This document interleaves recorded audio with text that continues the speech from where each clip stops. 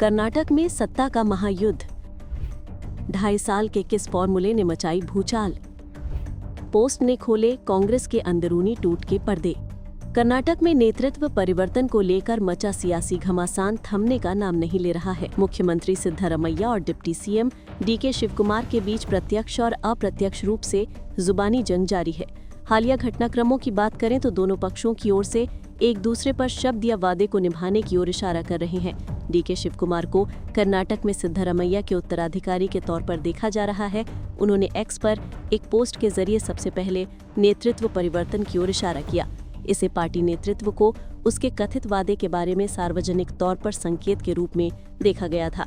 माना जाता है कि शिवकुमार को कर्नाटक सरकार के 5 साल के कार्यकाल के 2.5 साल के लिए मुख्यमंत्री बनाए जाने का फॉर्मूला दिया गया था।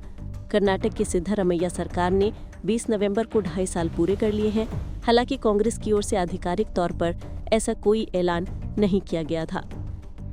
डीके शिवकुमार ने कांग्रेस नेतृत्व को याद दिलाया वादा।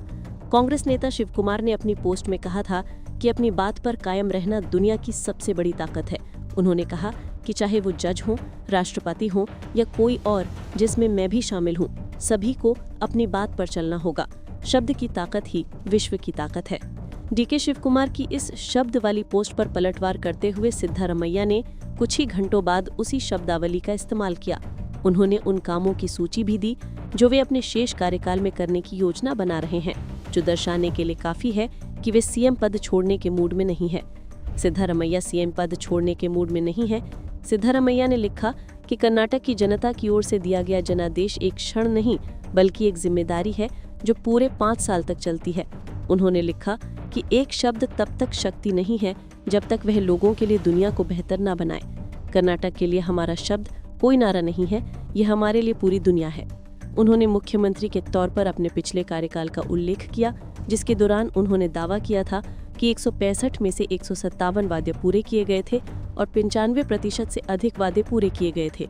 मुख्यमंत्री ने कहा कि इस कार्यकाल में 593 में से 243 से अधिक वादे पूरे हो चुके हैं और शेष सभी वादे प्रतिबद्धता, विश्वसनीयता और सावधानी के साथ पूरे किए जाएंगे।